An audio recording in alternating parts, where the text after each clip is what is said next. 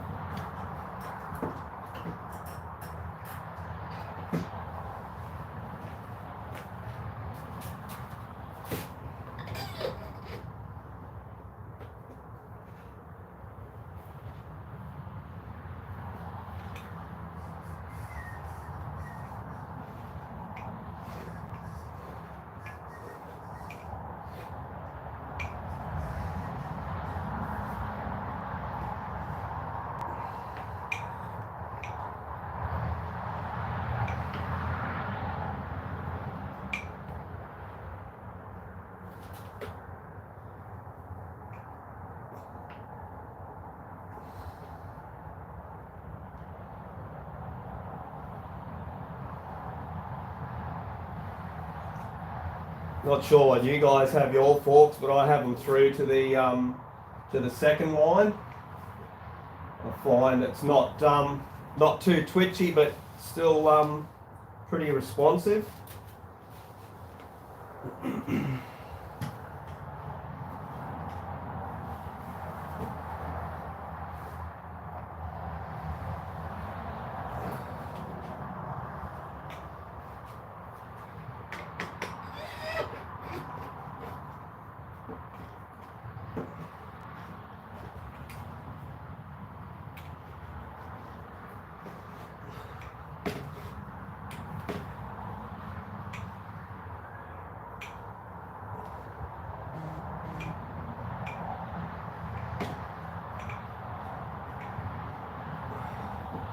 Make sure I line up the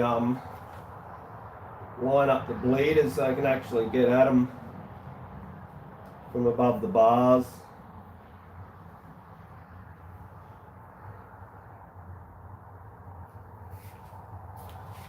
Chris has done a good job. He's got the stickers in the right spot there.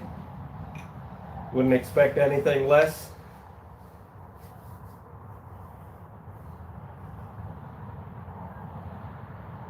Hey Layla, how you going?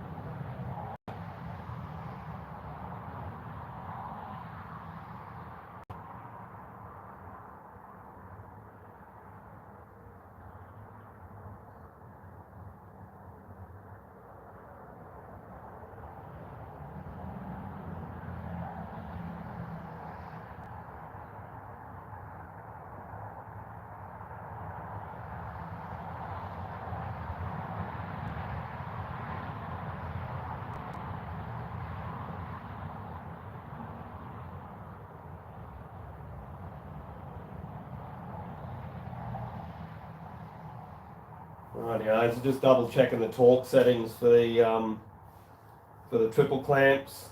I'm pretty bad for it. I normally just tighten them till they're tight, but I've got a torque wrench there, so I'm going to set them. It's recommending 12 Newton meters for the top clamp to the fork tube, and 8 Newton meters for the bottom. So we'll get them nipped up for a start.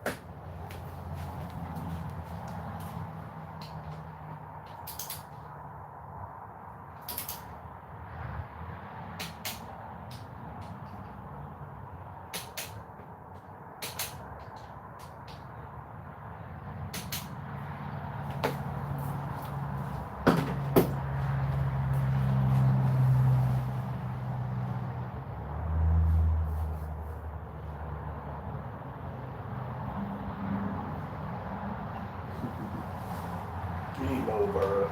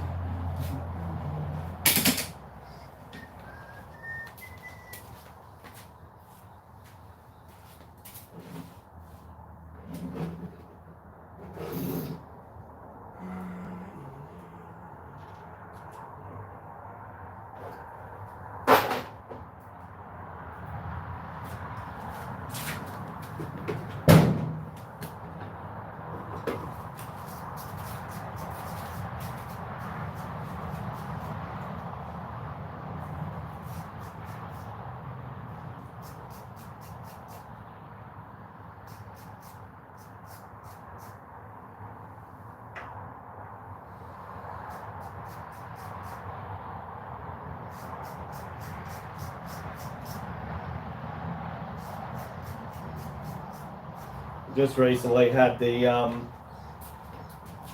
front caliper replaced under recall from MPE, the gas dealer down the sunny coast. So mine was one of the casts that needed to be replaced. So had that done, which is good.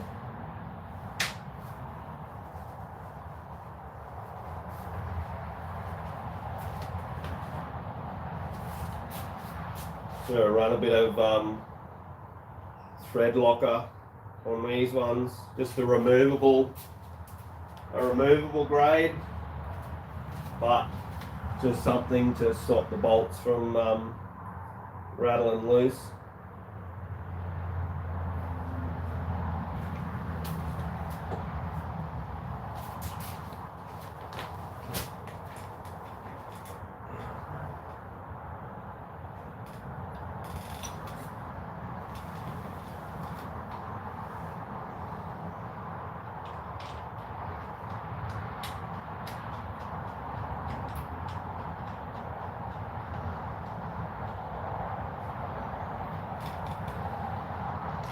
So who's going to be watching Erzberg tomorrow?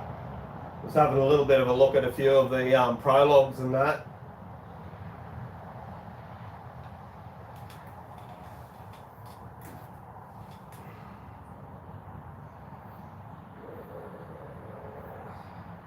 Just double check the torque setting for the caliper.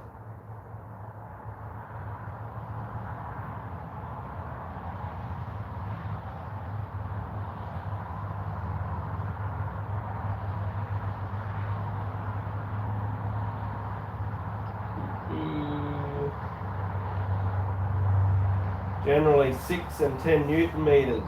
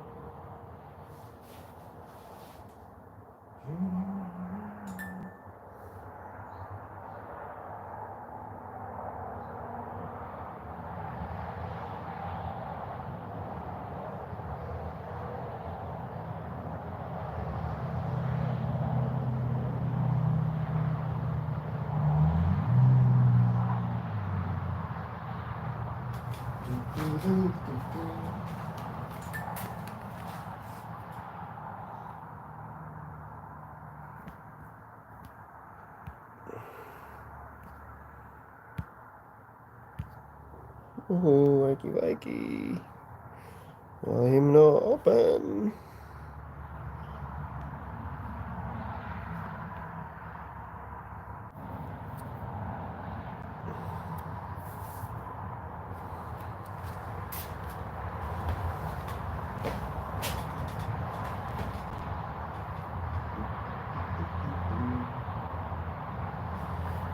Just had to approve the login so I can log into Facebook through here. Just to share the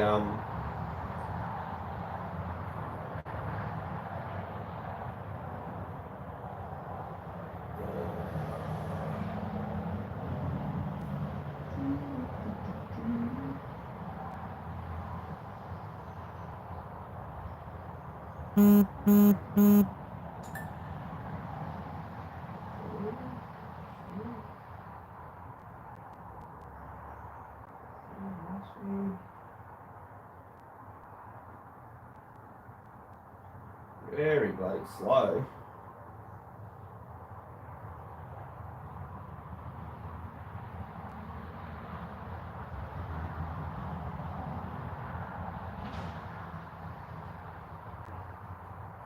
Say the weather must be playing havoc with the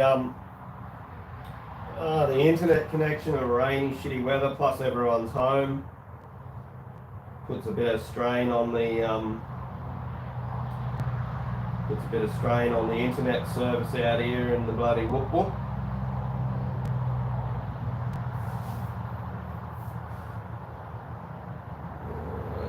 another go. See if we can get this to work.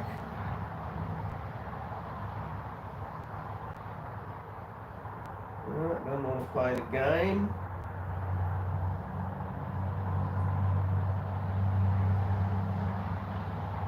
Don't want to play the game. Ah, that's all good.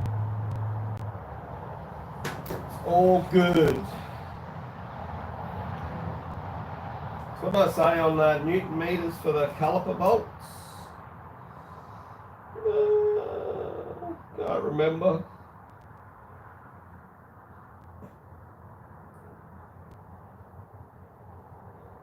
Uh, 6 and 10 Newton meters. I don't think this thing goes as low. I don't think this thing goes that low. It starts at like 13.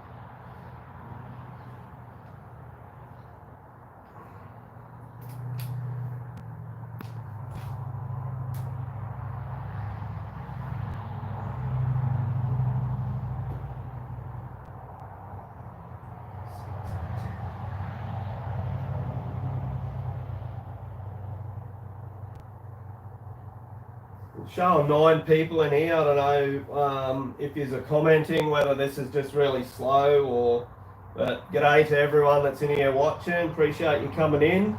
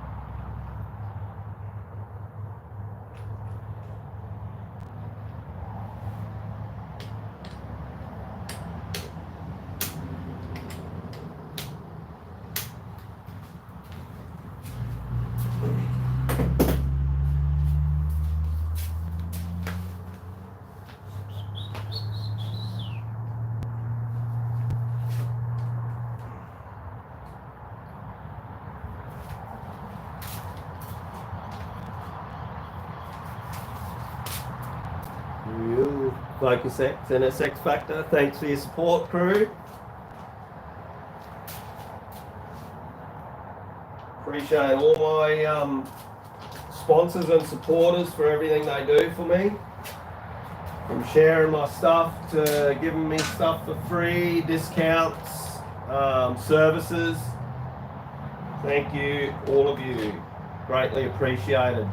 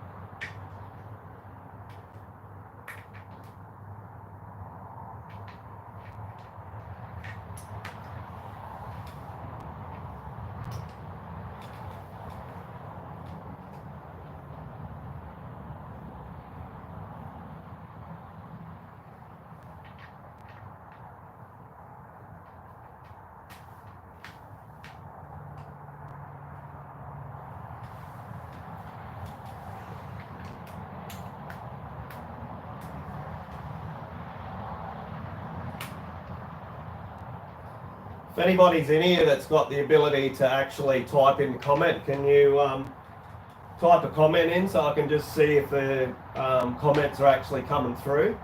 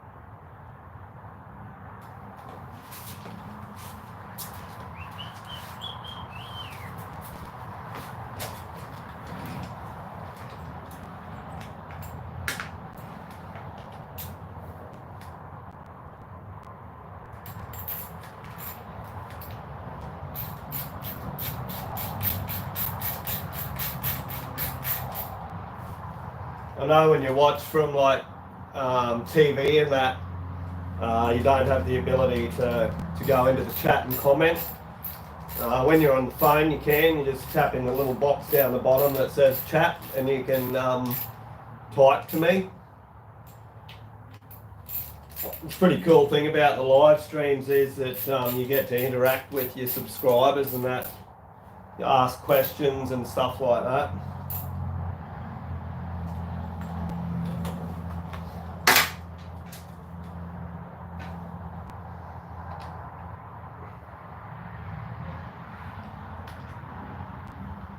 But yeah, I was pretty stoked with the results from the Transmoto 8 hour at Miva. Like to come sort of mid-pack with first 8 hour I've ever raced. So yeah, 13th out of 23 Ironman. Pretty stoked with that.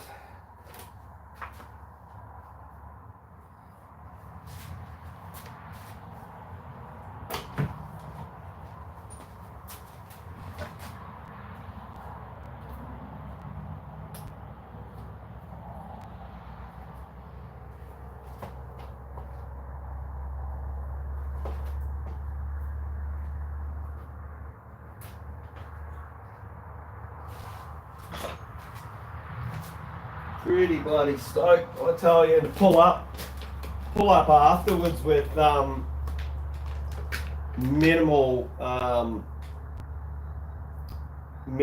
cramping and muscle soreness. Like essentially during the race, I only actually had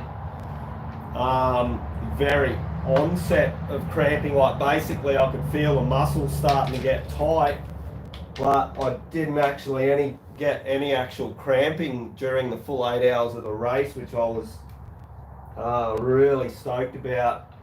About the mid race mark, I did use a heap of magnesium spray, yeah, which I think helped a lot. Also, what I reckon helped heaps was the fact that I stretched religiously every day for the week lead up to the race. So yeah, really concentrated on the legs. Yeah, and Simone bought this Lotus wheel thing. It's got like 5 or 6 different size rings. You actually lay on it and you roll backwards and forwards, and it massages and stretches your back out. So yeah, I really reckon that the stretching did a lot to help me stop cramping up as well. Obviously, there's a lot of factors go into that. There's your hydration, which I'm pretty happy with where I've got my hydration over the years, like pre-hydrating prior to the race with magnesium supplements and stuff like that, and also during the race.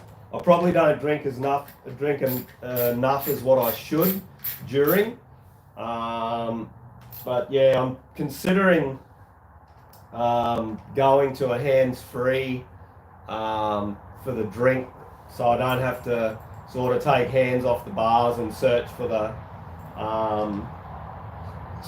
mouthpiece to get it into my mouth. So it might encourage me to drink a little bit more if I can actually just sort of grab it with my tongue and pull it in and drink. So that'll probably be the plan before the next race, is to get a hands-free hose for the camel pack.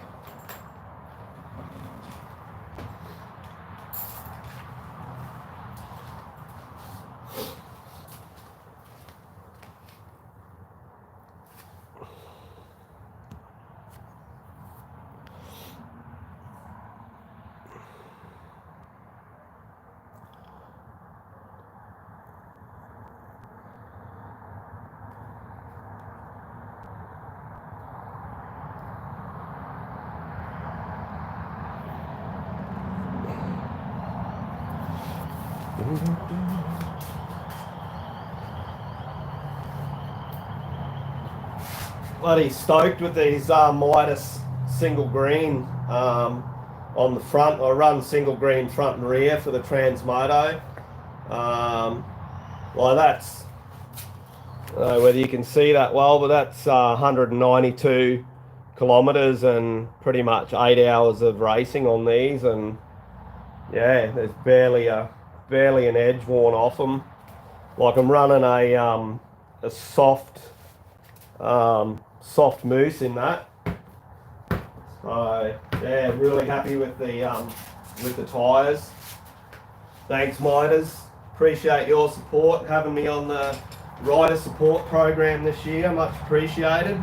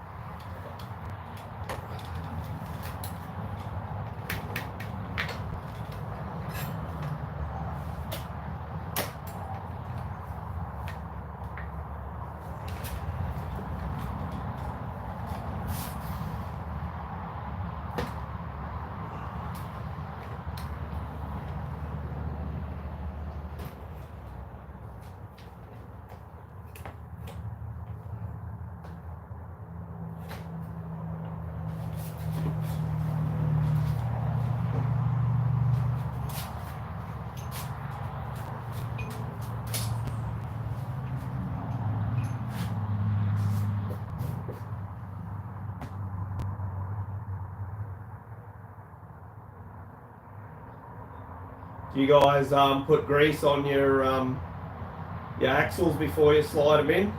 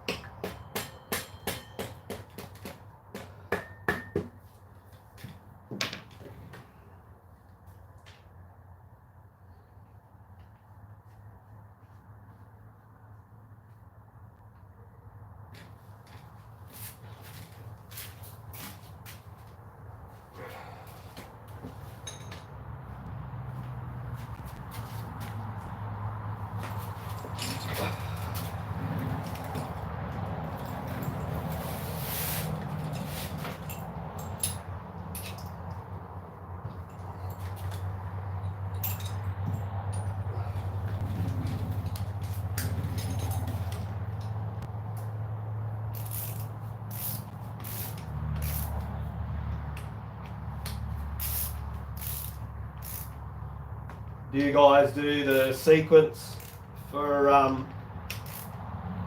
tightening up your front pinch on here?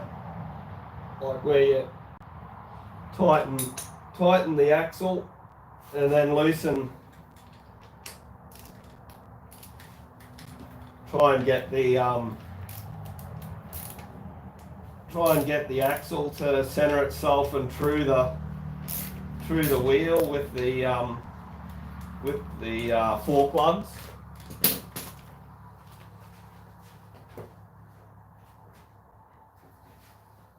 I know some people I talk to reckon it doesn't make any difference, they just bolt it up. They just bolt it up and done with it. Others are sort of really reckon that by tightening the axle bolt and then loosening the pinch bolts, alternating one side to the other with the bolts to get the front wheel to center up in the fork so that it's running through.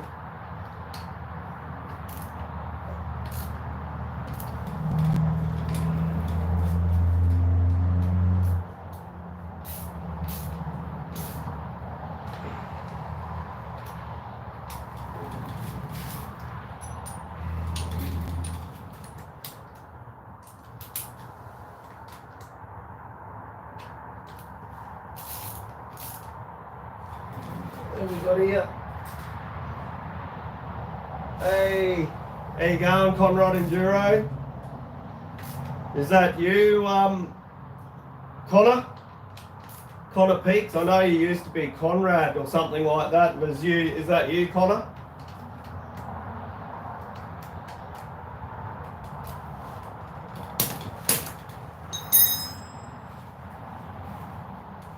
Oh, it is Concord.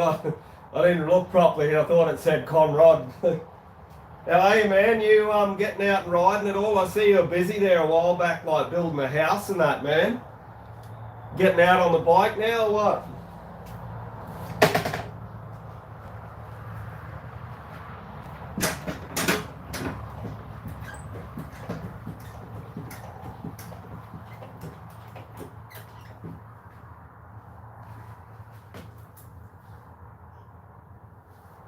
Yeah.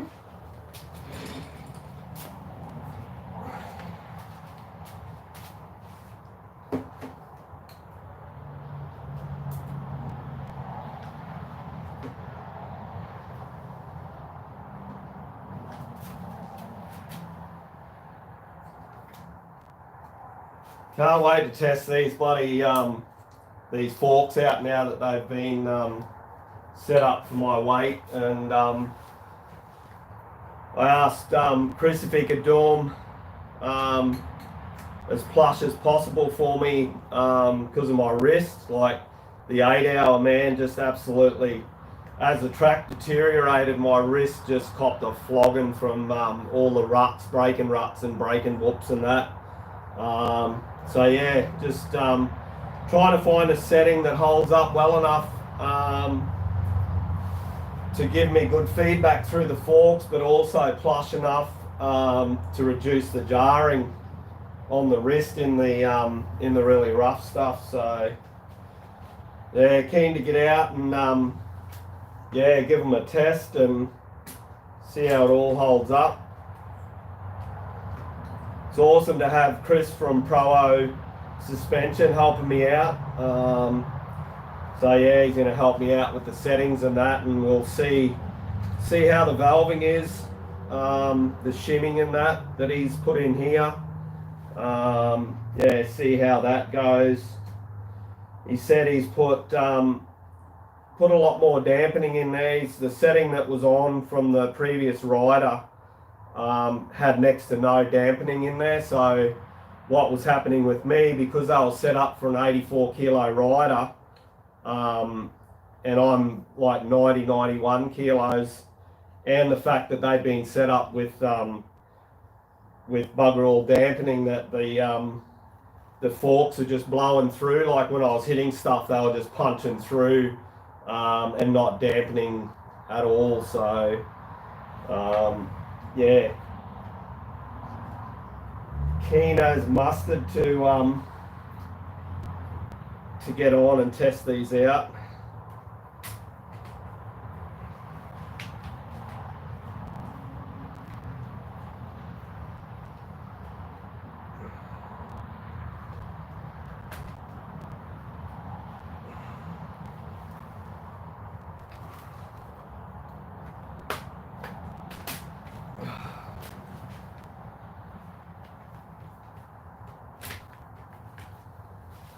What have we got going on here?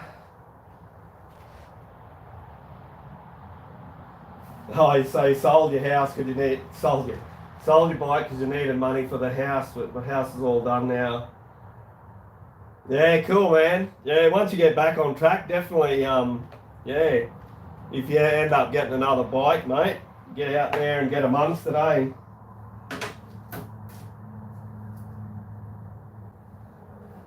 Don't forget, people, to hit the thumbs up button. That all helps with the algorithm for me.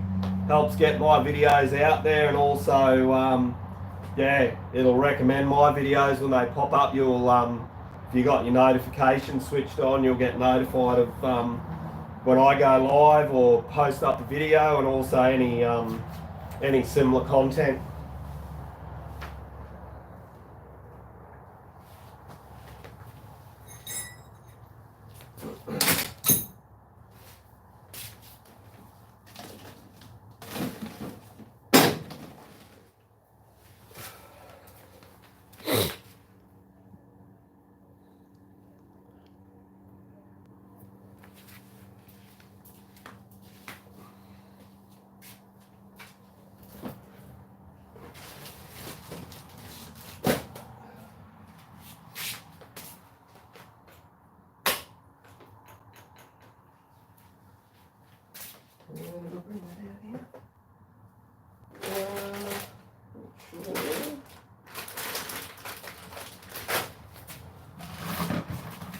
not sure where I put it. I got this new part come through from Enduro Gear Australia. It's a recovery clamp for the brake tech clutch and front brake lever. So if you actually break the mount, you use the recovery clamp so you can actually reattach either the brake or the clutch, depending on which one you actually break. So I've got one of them to carry on me for the hard enduro, on the odd chance that actually break the mount, which I have done in the past on the KTM. I flipped the bike and actually broke, I think it was the front, it was either one or the other, it was either the front brake or the clutch. I actually broke the mount where it actually clamps to the handlebars. So yeah. So I hope I don't need it, but I'll have it there if I do need it. I only got the one. Oh, here it is right here. So the goat, it's a brake tech clutch or brake recovery kit. So it's basically a two-piece clamp setup that helps you reattach the clutch or the front brake in the case of breaking the mount. So yeah, that'll be part of my my kit for hard enduro.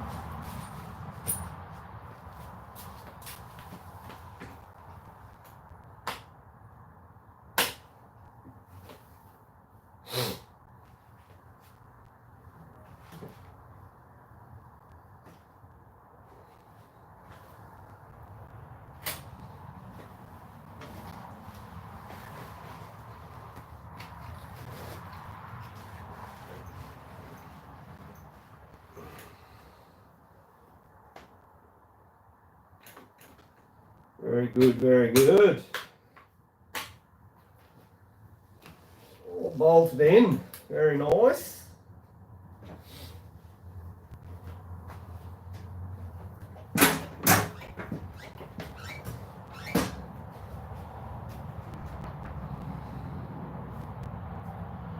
Yeah, see you, Connor. Thanks for dropping in, bro. Appreciate ya. Take care, man.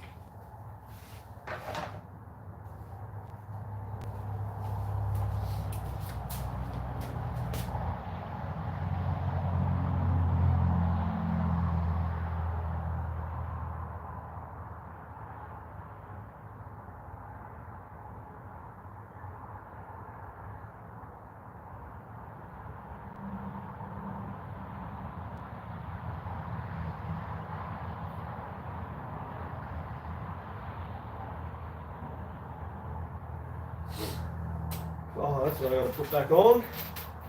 I knew there was something else I had to put on. Another one of my awesome sponsors, NSX Factor. Do yourselves a favour, crew. If you don't have front and rear pull straps or either or, do yourselves a favour and grab these guys. They are the best on the market. Unreal with these soft grab area. They've got this new improved anti-wear material on here, double thickness webbing, like thicker than any others you'll get on the market, and they've now gone to a new improved double clamp system on the front. So yeah, they used to just have a single block. Now they've gone to the double block with another smaller little bolt on here. So do yourselves a favour, guys. You won't be disappointed if you get hold of a set of these, I can tell you right now.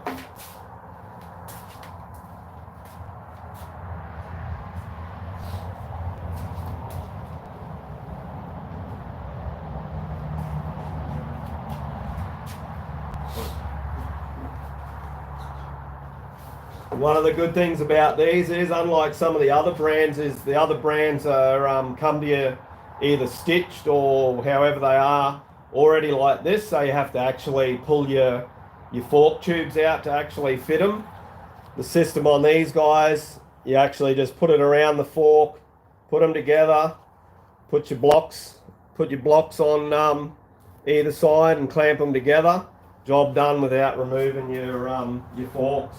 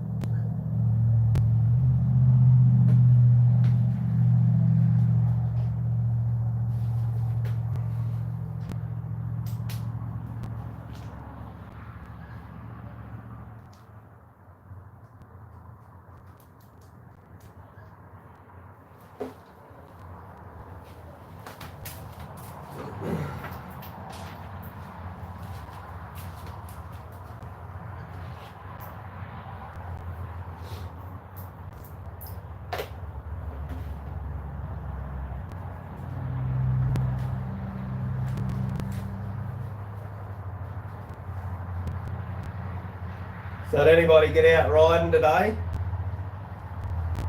It's been raining all night and all day here.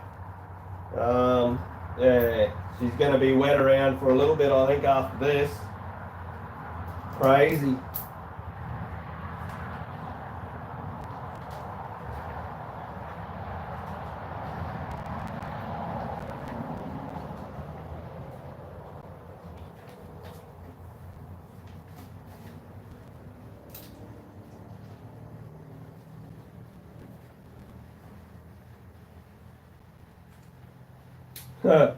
Talking of rain, just started coming down again.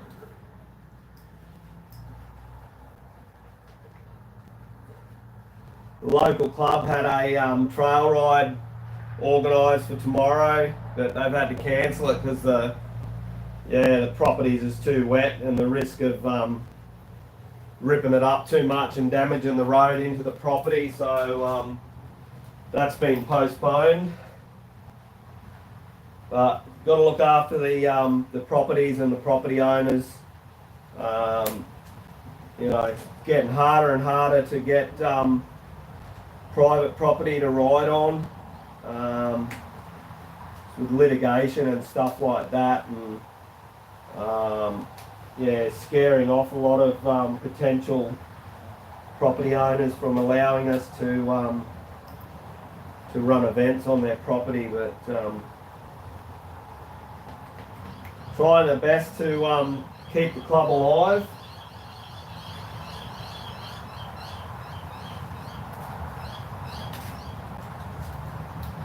But the other thing is that the clubs need the support from riders as well. You don't get the support from the riders at the events, they're eventually gonna die out and we're not gonna have them.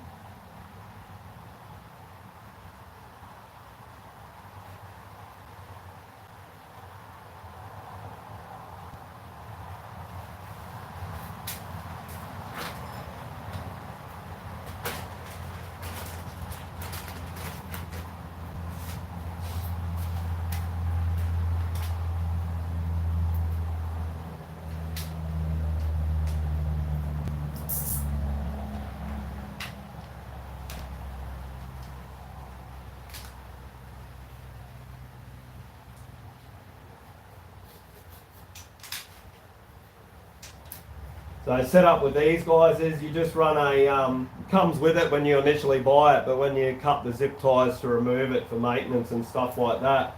But essentially a zip tie through the strap, a zip tie around the fork above the bottom triple clamp.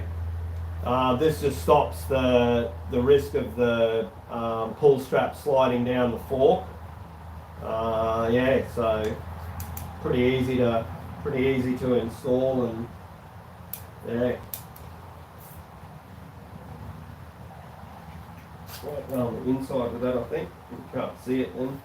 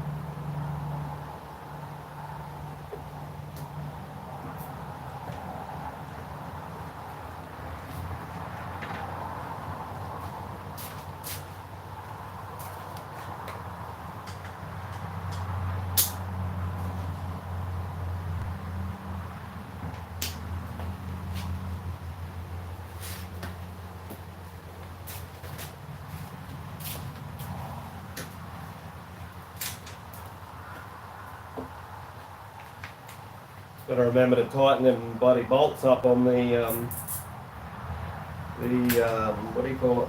Pull strap.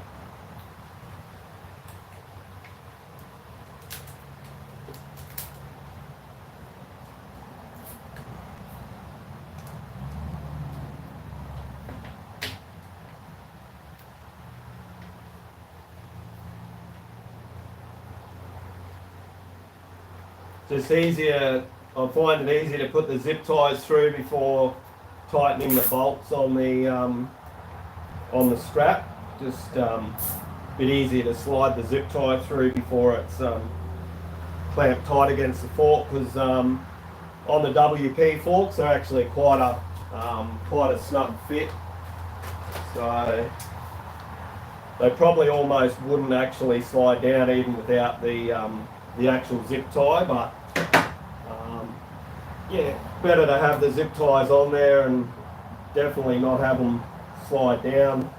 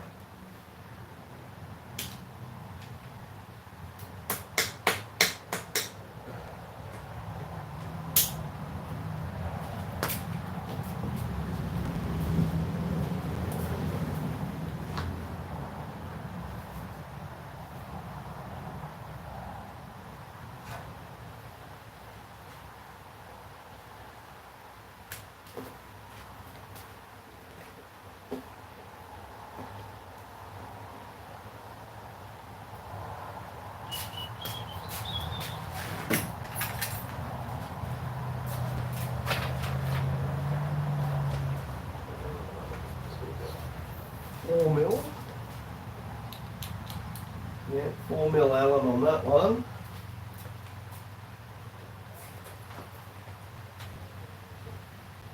And guess 2mm.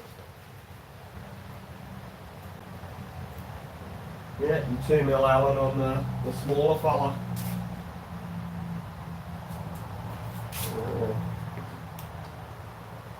10mm on the bolt on the big one.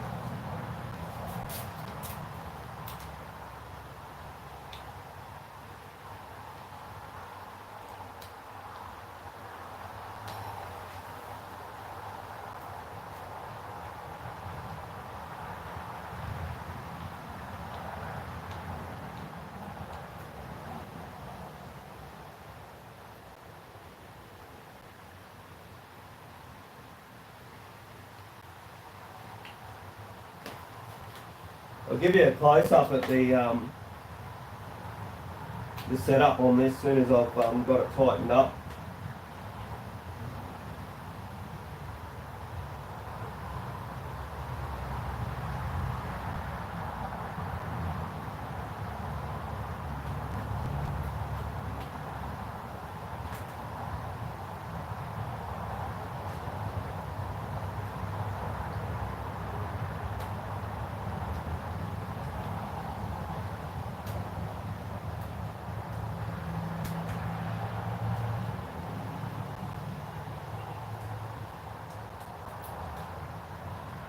I'll show you the difference as well. I've got the blocks there from the original NSX factor straps. These ones here on the front, the new 2.0, and the rears are 2.0 as well, which has got the newer anti-abrasion, anti-wear material on the pull handle section, and on the fronts the difference is the block clamp setup is the double clamp, like I was saying, instead of the just the single block clamp. So I reckon the single block clamp would have been no issues with it, but you know, like any good company, NSX Factor has redesigned, come up with what they believe, and 100% agree that it's a stronger setup.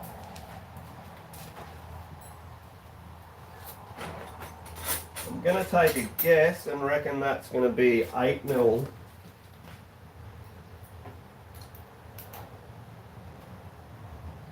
Yeah, 8mm with a 2mm. Uh-oh. I'm here, Jingy. I heard Chingy, there he is. Yeah, so the little fella at the front's a 2mm Allen with an 8mm 8mm spanner. The rear is a 4mm Allen, 4mm Allen with a 10mm nut.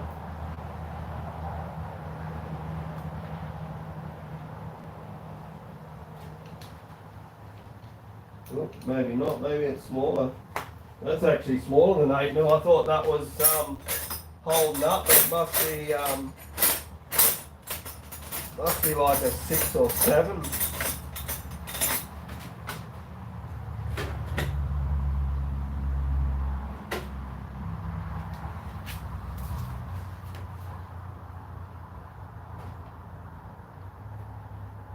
It's holding up anyway, it's not spinning. Right. What do we got here? Old Yeller and Ready. Hey, Old Yeller and Ready? Ready, R-E-D-D-I. How you going? Thanks for dropping in. Thanks for dropping a comment.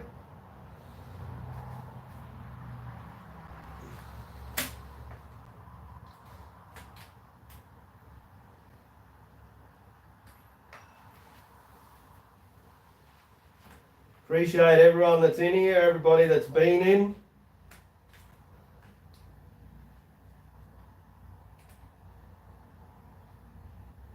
I used to go live a lot in the early days whenever I was in here, but it does, if you're on a bit of a mission and want to get stuff done and it's sort of a bit of a complicated, involved task, it just makes it so much longer when you stop and looking at comments and yeah. But today I'm just chilling, it's raining, so yeah, not in a rush to get anything done, so I've got the time to talk and interact with you guys, which I love doing.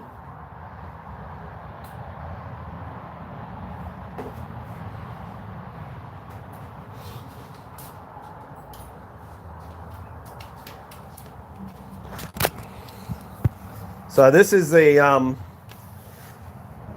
clamp setup. These are the NSX Factor 2.0 new abrasion resistant material. These are so comfy.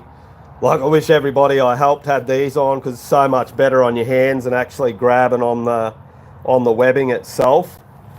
So yeah, the comparison with them, actually Actually, I don't have the blocks here. They're actually in the car. But like I was saying, the original just had the block like this. But they've had the addition of this little piece here. Obviously reinforced it. Yeah, love the design. Cheers so much for the support, NSX Factor. Greatly appreciated. This is a brand new rear that I just fitted. Yeah, when I put the new plastics and new sticker kit on. So, yeah, loving it. Do yourselves a favour, crew. 100% jump on and grab these. Shout out to Midas Moto Australia. Big stack of tyres there for this season. Got spare rims, spare tyres there. These things were absolutely amazing on Sunday for the Transmoto 8 hour. That's the single green, the TerraForce EF. It's called the Super Light. The double green that I use for hard enduro, it's called the Super Soft. Yeah, Pro O suspension. Cheers guys, can't wait to test these forks out. MX Inc. How cool is this kit, guys? Like, so many people commented on this kit at the Miva Transmoto 8 hour. Custom kit with all my awesome sponsors on it. Focus X, Head Skins, NSX Factor, Juve Australia, Moto Odyssey Australia, Metrolec, Undercover Australia, Bocare, and of course MX Inc. Sponsor me with the kit. Yours truly on the side here, making tracks. Big making tracks on the side here, bit of a statement there. Number on there, Razzle 317.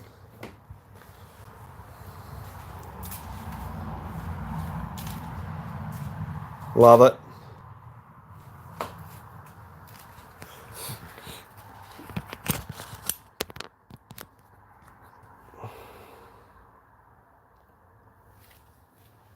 Love it, love it, love it.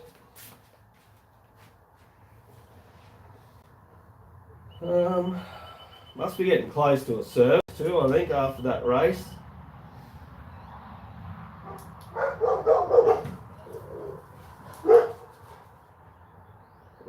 What are we at? 49 hours.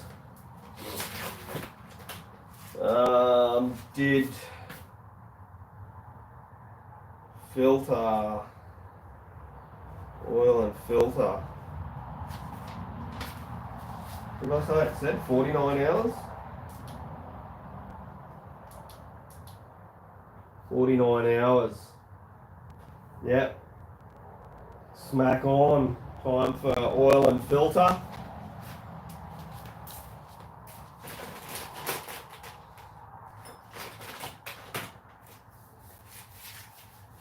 Not sure. I think I got a filter there somewhere for it.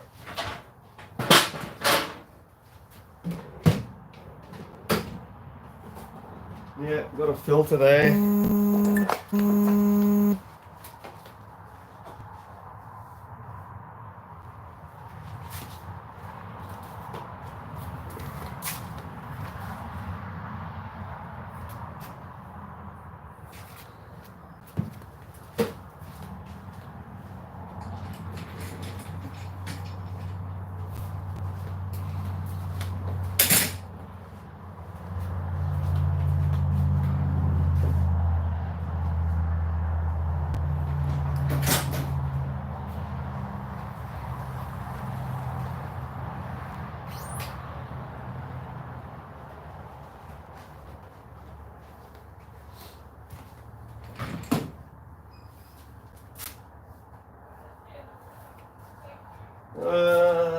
Should have dropped this bloody bash plate off. I think they're 6mm Allen from memory. Maybe 4mm. I reckon probably 4mm Allen. Allen. Steve.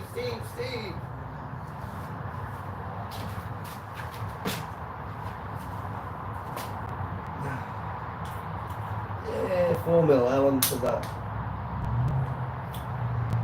dash plate.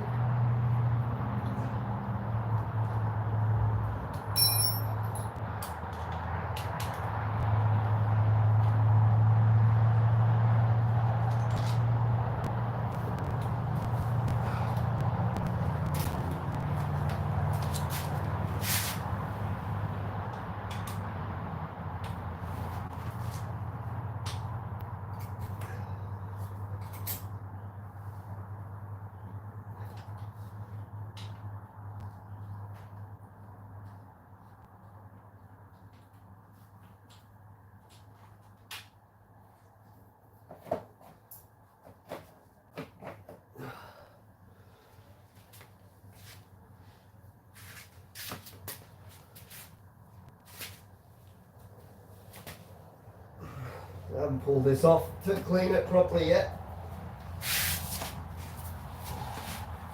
It catches this Acerbis. Acerbis catches so much bloody crap, eh? Because it's got, because it comes up at the back as well for the linkage protection.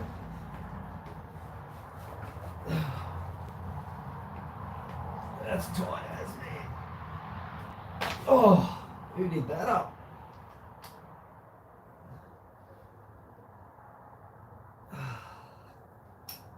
Ay.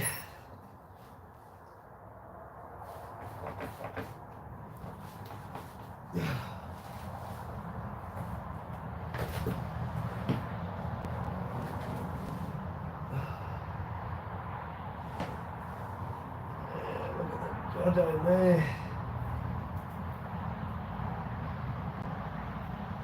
It'll get paid to actually push that out rather than get all that crap on the bloody floor in here.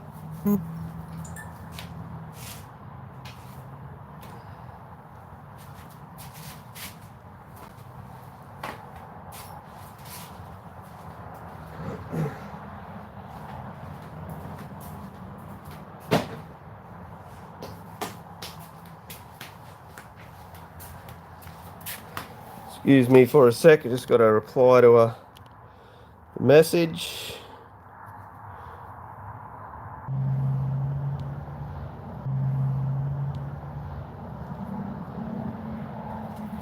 Must kick me out.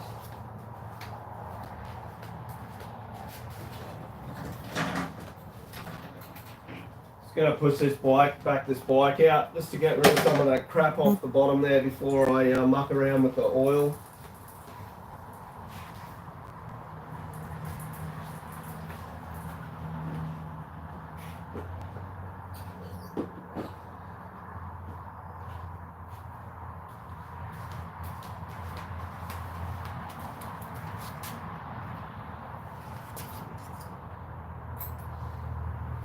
Back in a sec.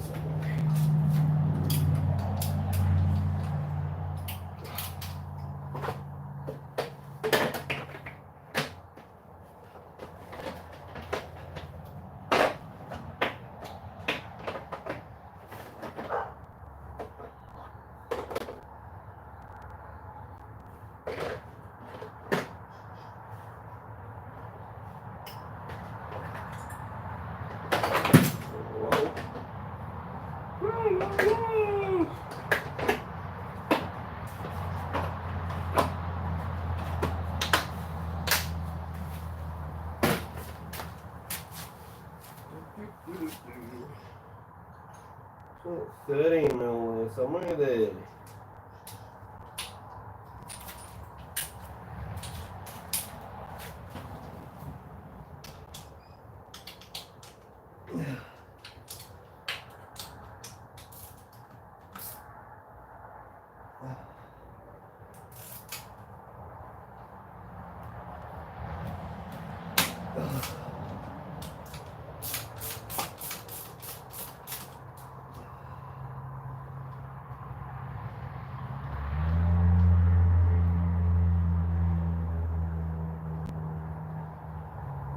You guys take your screen out every oil change and clean that?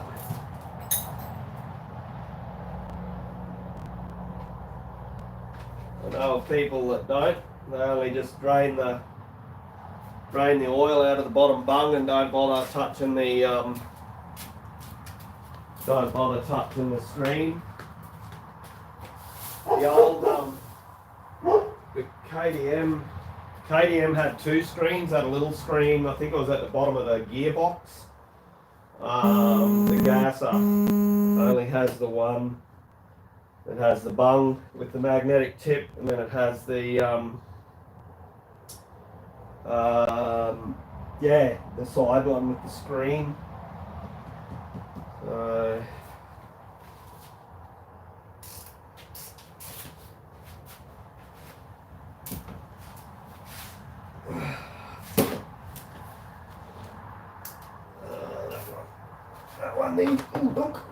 That one needs a ring open end of the there because its frame gets in the road on that one.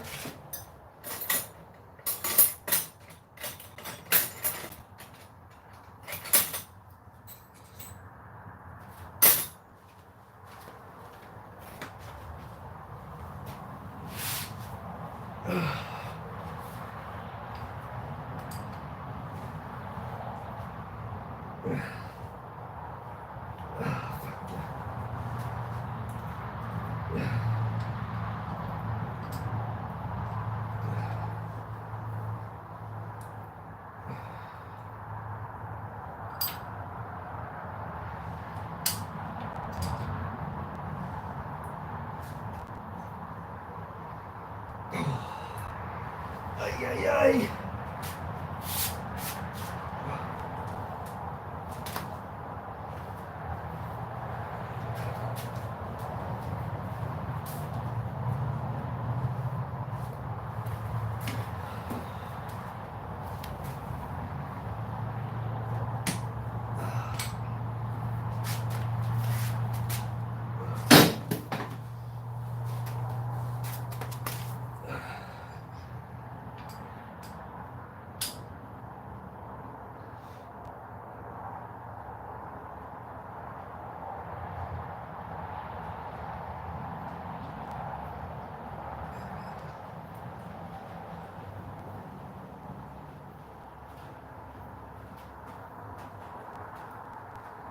Not too bad on the tip of the magnet there. It's always good. It's always good to have a clean tip.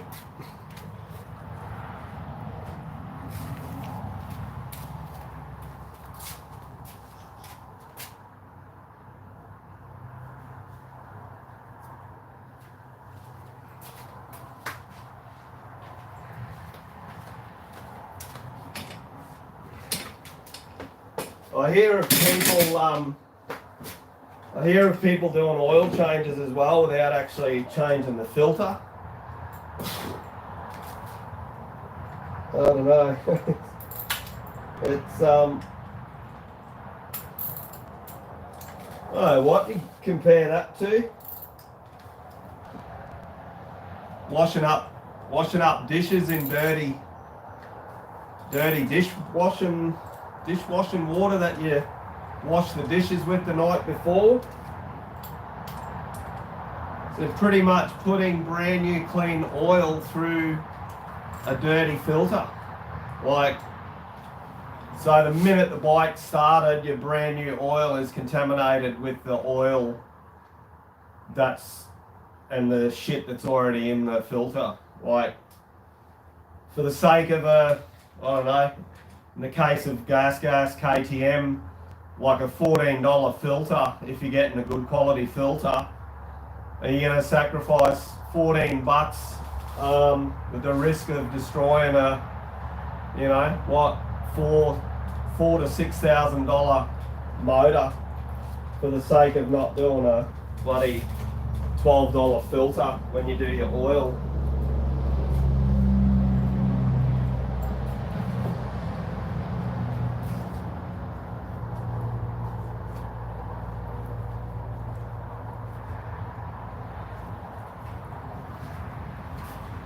And I only run Motor X. It's designed and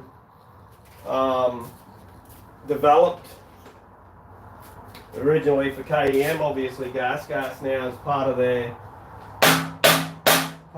fleets. So yeah, I only ever run Motor X. There's obviously cheaper oil out there, but why wouldn't you run the stuff that's actually specifically designed for the motor that's in your bike?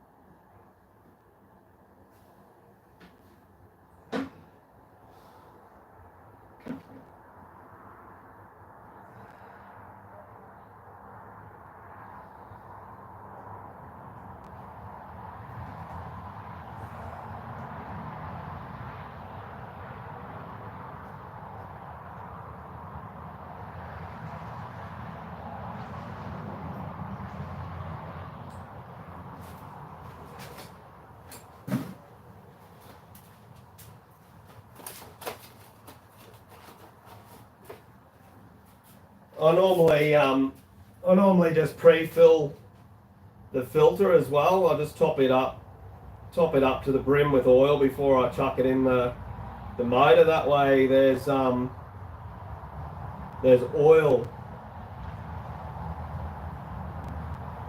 in the actual filter for when it first starts up. Helps if you actually pull the old filter out first, so you can put the new one straight in. And that's part of what I was talking about before. When you're live streaming and that, there you go. Have a look at that. Let me I'll come around. There's me rag. So why would you put brand new oil through that? Can you see look at the difference in the color in the filters? Like, why would you run brand new oil through that dirty filter? But I hear of so many people that do it to save $1.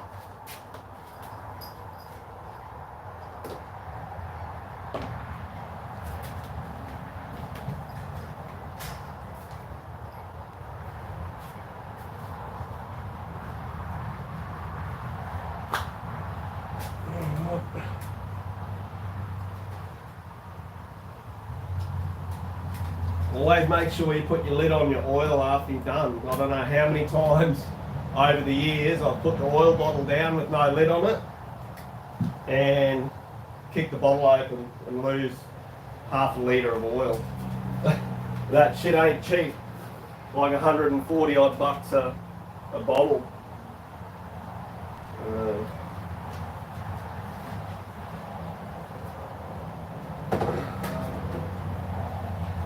Normally give these screens a blast with brake cleaner, blow all the shit and that out of them.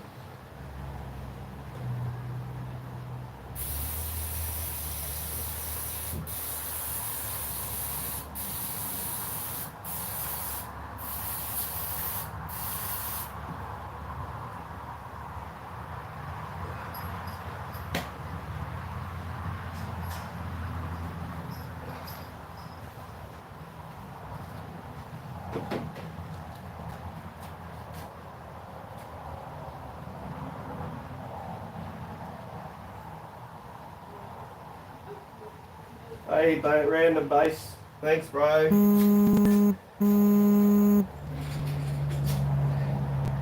Pretty stoked with the way it's looking, eh?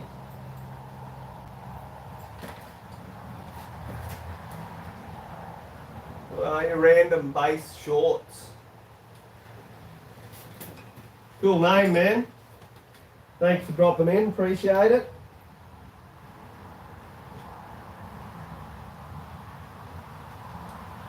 I take it looking at your YouTube name, you must play bass guitar, do you? Is that what it's about? I'll have to suss you out once I get off the live here.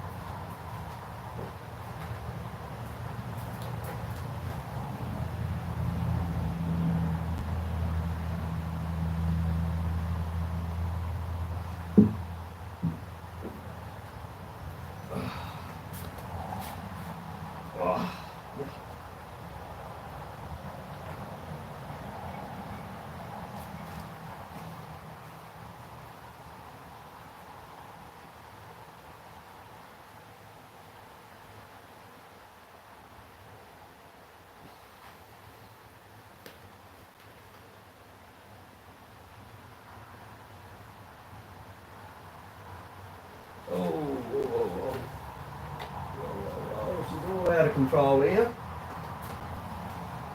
She's all out of control.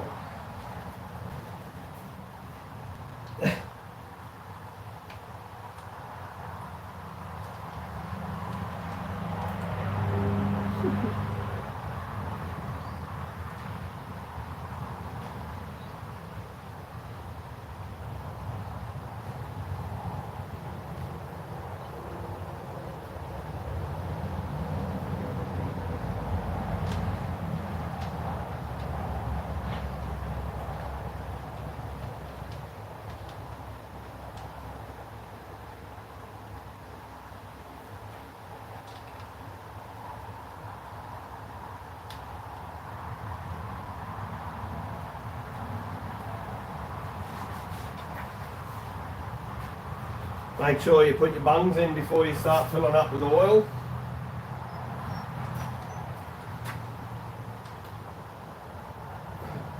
Be there wondering where all the oil's coming from, where all the oil's going.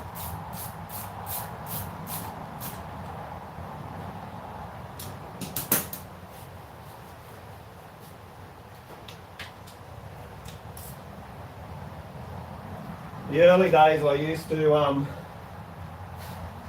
fill my oil going by the sight glass, because I recommend, obviously, cold used to be on the early Katos, like the 2006 was like half in the sight glass. But years ago now I started using a measuring jug. Spinner. Where did I put that 13 mil?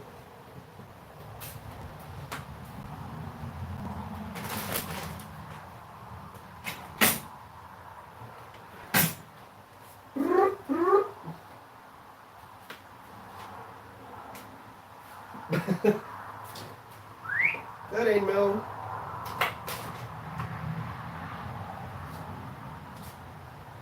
I grabbed it when I went to there. There it is on the ground. Hidden in plain sight.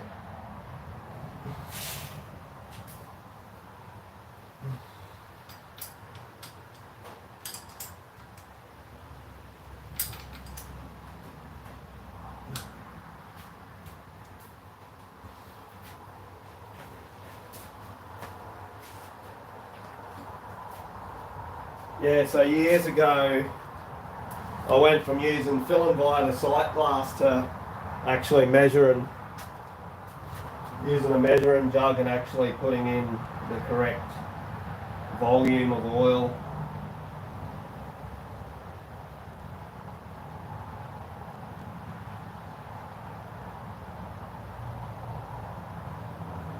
And then going by the sight glass, start it, run it, let it sit, check the sight glass, top it up if need be, but you go by manufacturer specification, fill it with the correct amount out of the jug.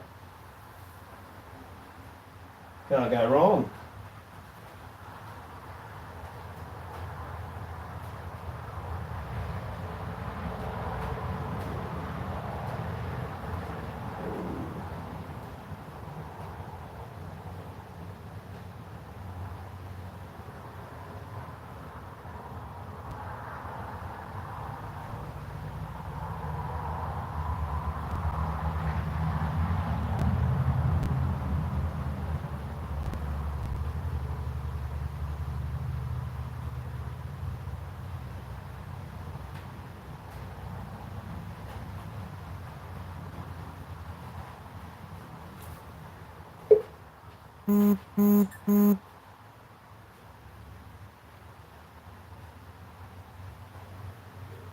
Alright.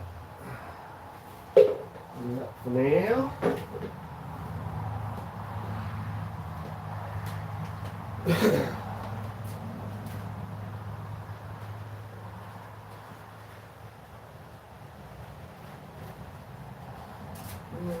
Put that cap back on for now.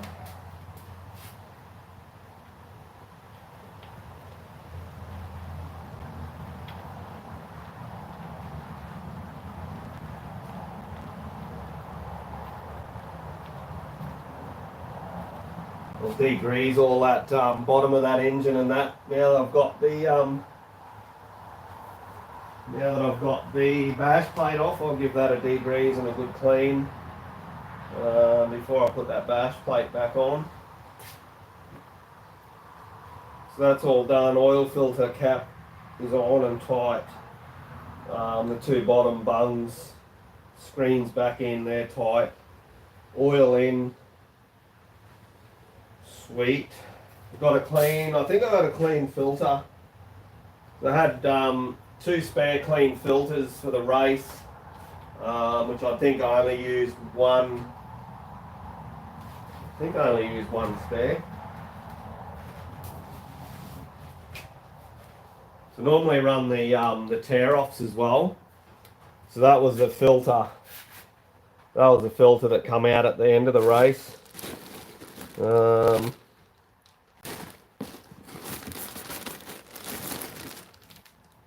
That one doesn't look like it's been in the bike. That must have been the one I think that came out. That plus the tear off. We've got another two tear offs oiled up in there to go, so I'll give them all the dirty ones a clean and that. Not now, but I will.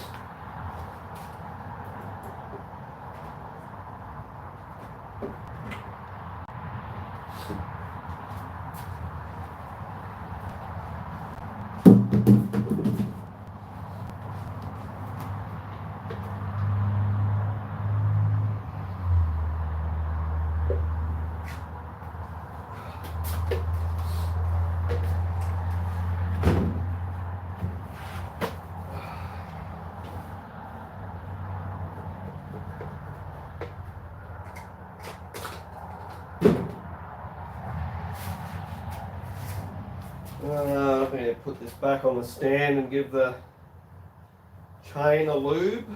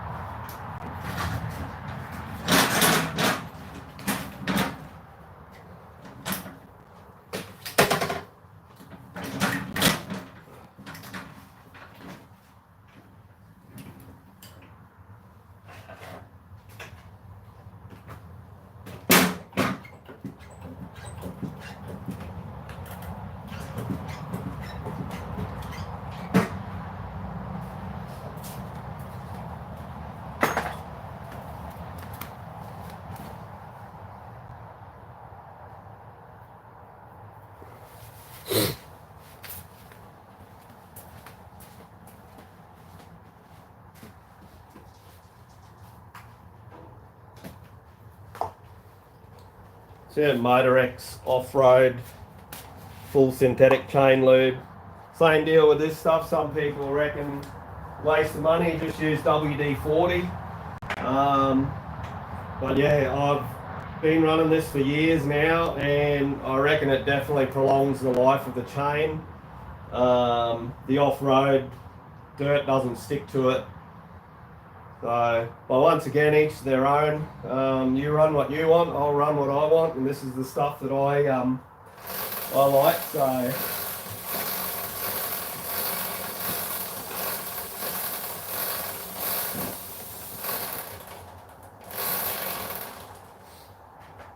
easy as that. Easy as that. I also run the Motor X filter oil as well. So this is my first time round with the bio. Yeah, so seems very similar to the original version, but this is what Chris has at Promo Motorcycles. So yeah, I've grabbed that one.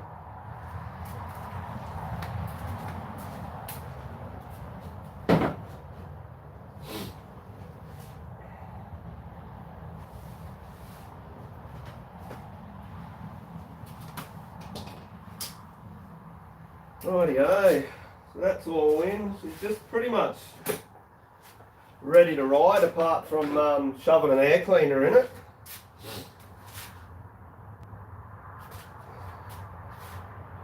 Almost ready to ride.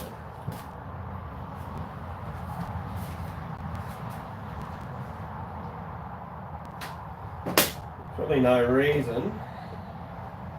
Take out that cover and pull out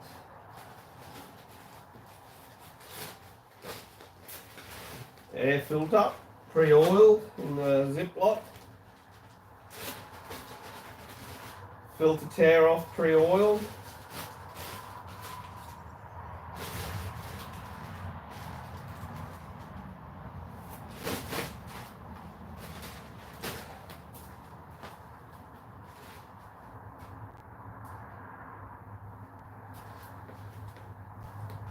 How many of you run a smear of grease around your airbox where the filter cage, filter housing seats?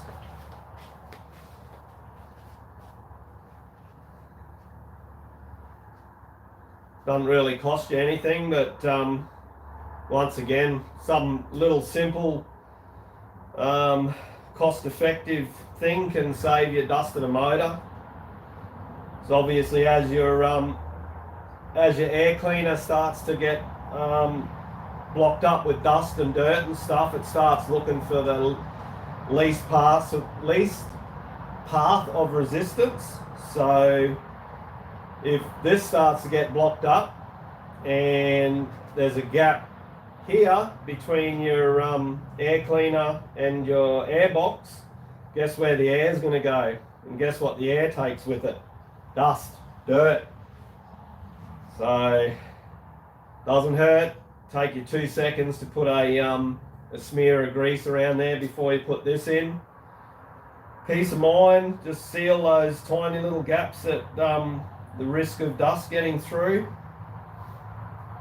So this is the filter, what they call a filter tear off, filter sock. Goes over the top of your normal filter and basically acts as a pre-filter. So what you can do in race scenarios is pull up and just rip this off without doing a whole filter change. And yeah, so that essentially sits over there, that's oiled up, that yeah, filters your dust and that, catches that.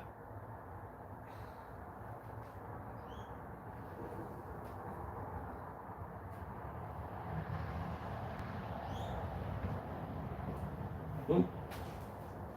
Nearly forgot, smear of grease.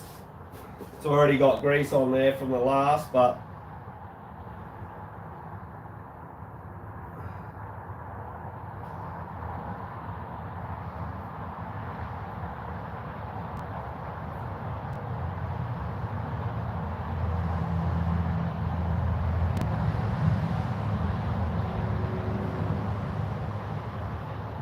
simple as that, and it uses bugger all grease as well, which is, yeah.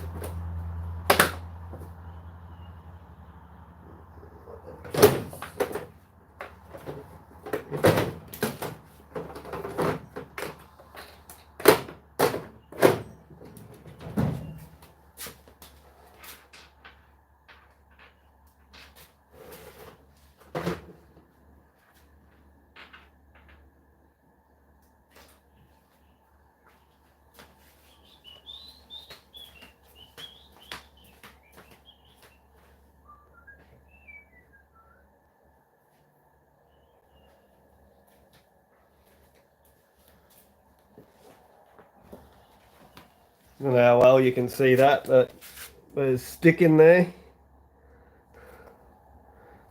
Wedged in there. It was obviously from the race because I had this off. I hadn't ridden the bike since the race, so it's obviously done its job and protected the engine casing.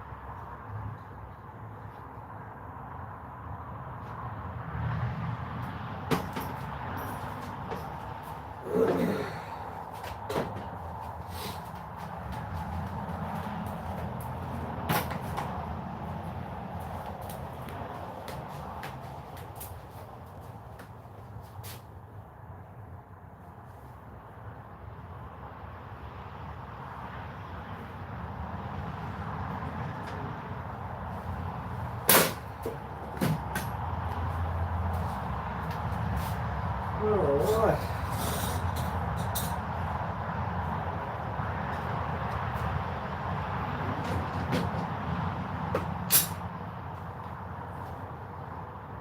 Rightio. So that's probably about it, guys. Just got to degrease and actually got to degrease and clean this, the bottom of the engine and that, degrease and clean the bash plate. Put the bash plate back on, but most of that's going to be outside the shed, so I might call it at that. Thanks for those of you that have tuned in and hung around. Those of you that dropped in and said g'day and jumped back out. Appreciate everyone. Have a good weekend. Keep it rubber side down. Yeah. Peace out, peeps.